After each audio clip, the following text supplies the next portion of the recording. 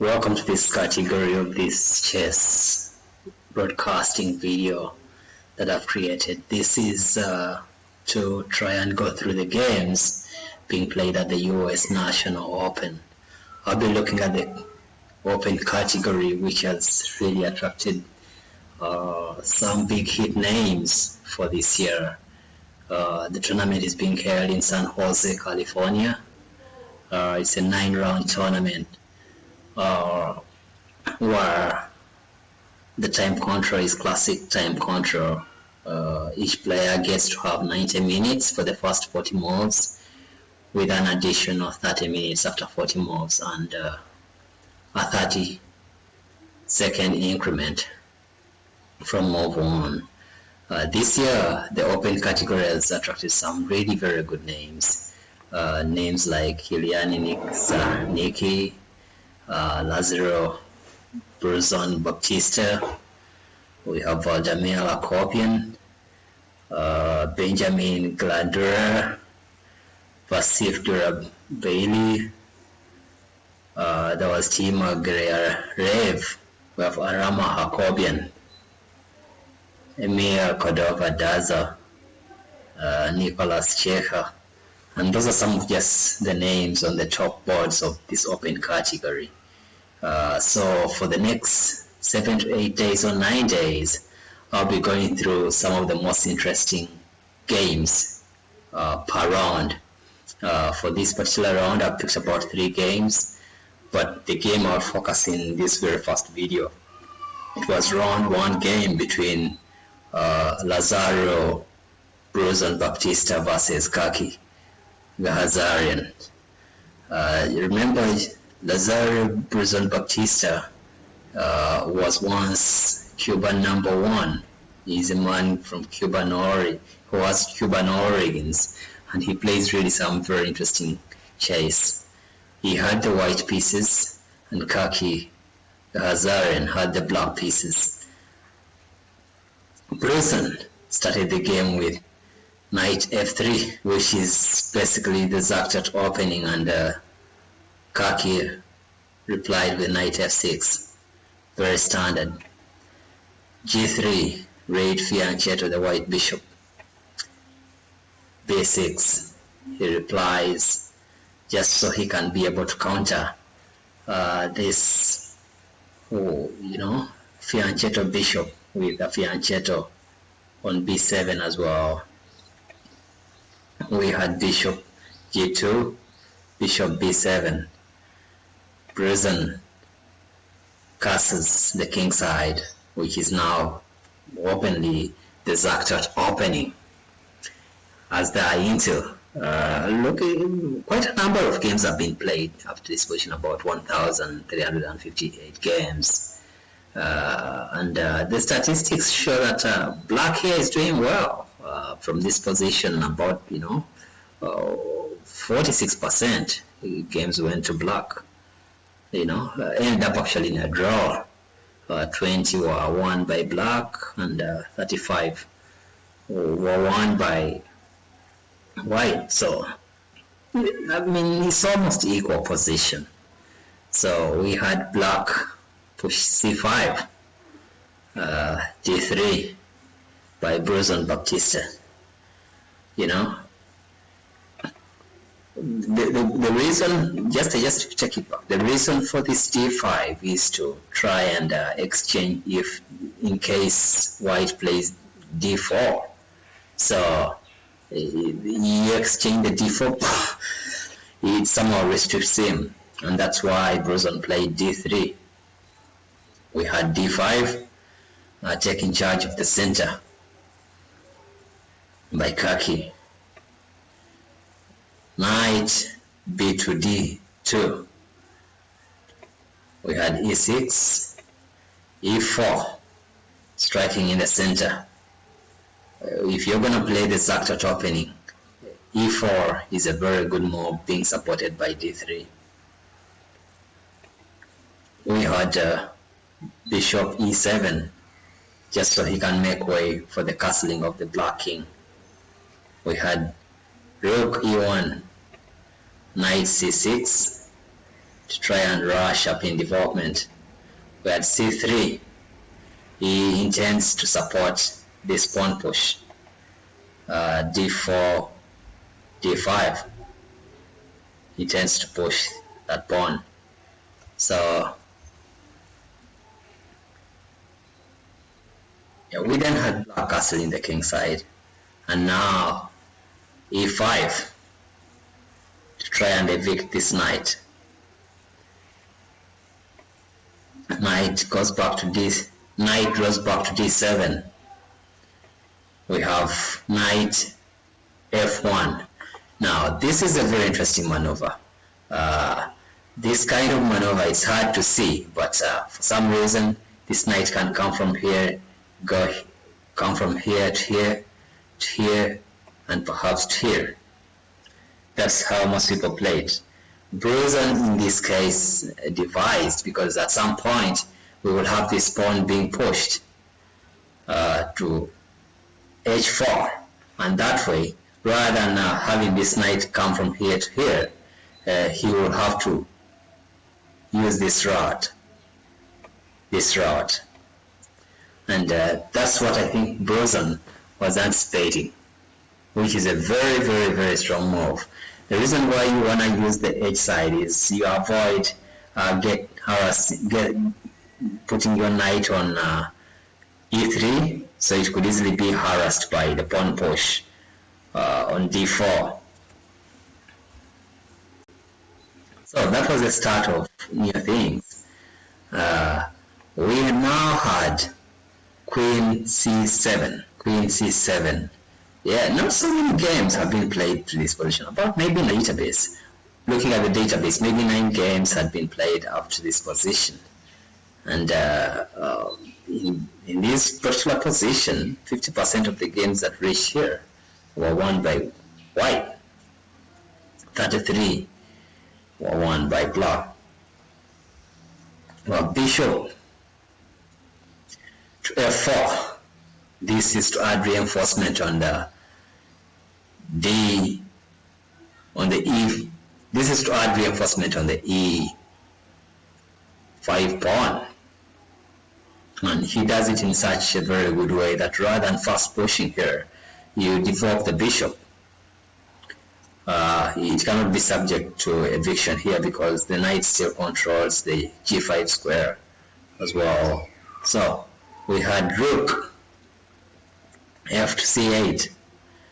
He anticipates that this file will peel up, or it will peel open, and that way he has the rook and queen battery onto that file.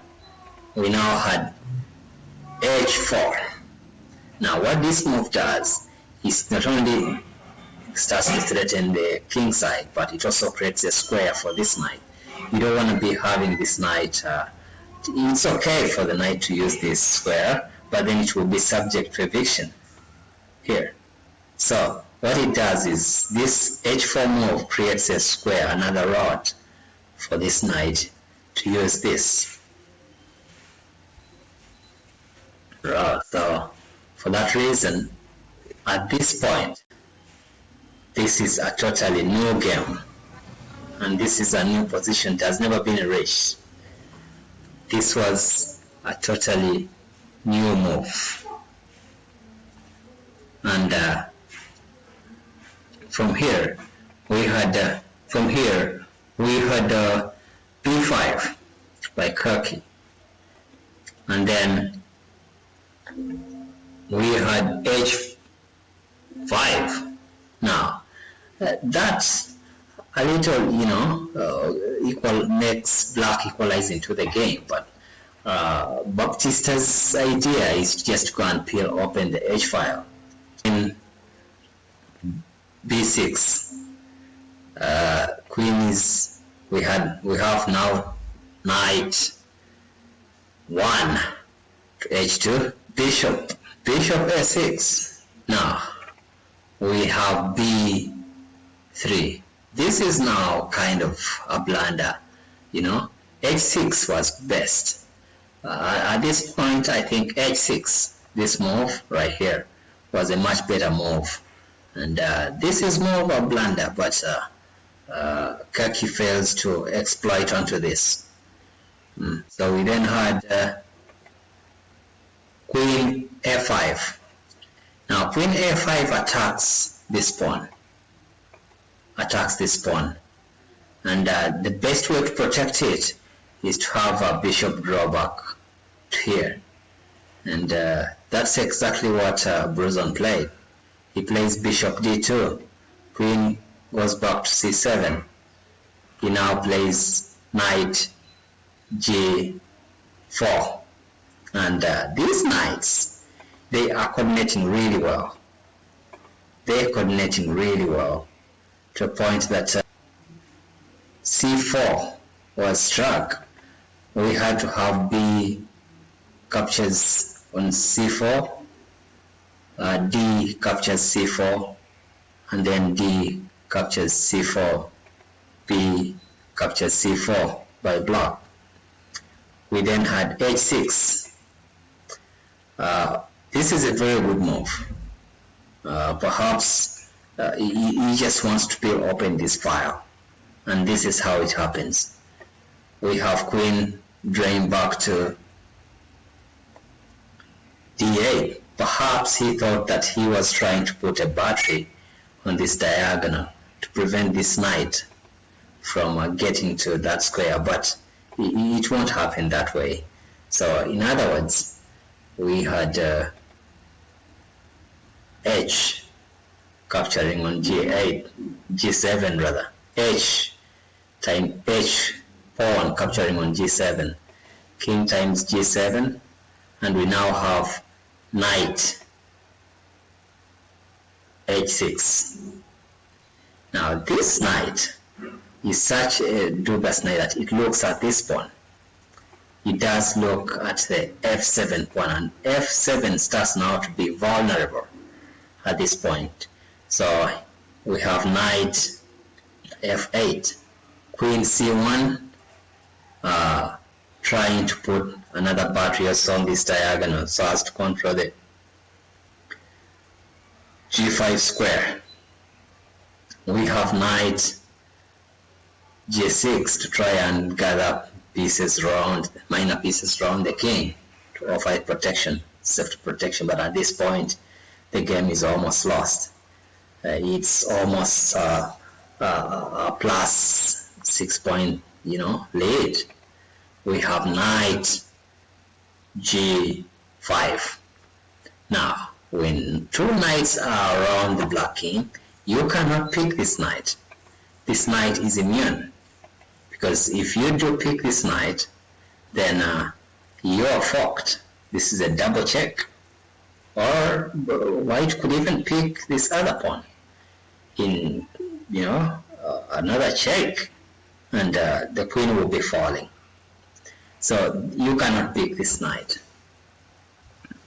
Now what this move does is he picks this pawn to try and protect the f7 pawn by picking here. But there's so many things one can do here, and some of those moves are really hard to illustrate, but this pawn is very hard to protect here, because what Bruzon does in the next move is he goes on to capture this, because after capturing this pawn, once the knight captures this pawn, this is weak.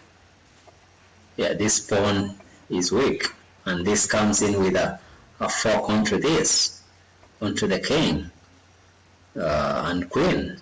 That way the queen falls.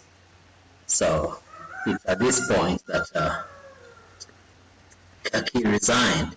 But just to show you how the game would have proceeded, if this captures that, like I just said, basically what this would do is that we would have knight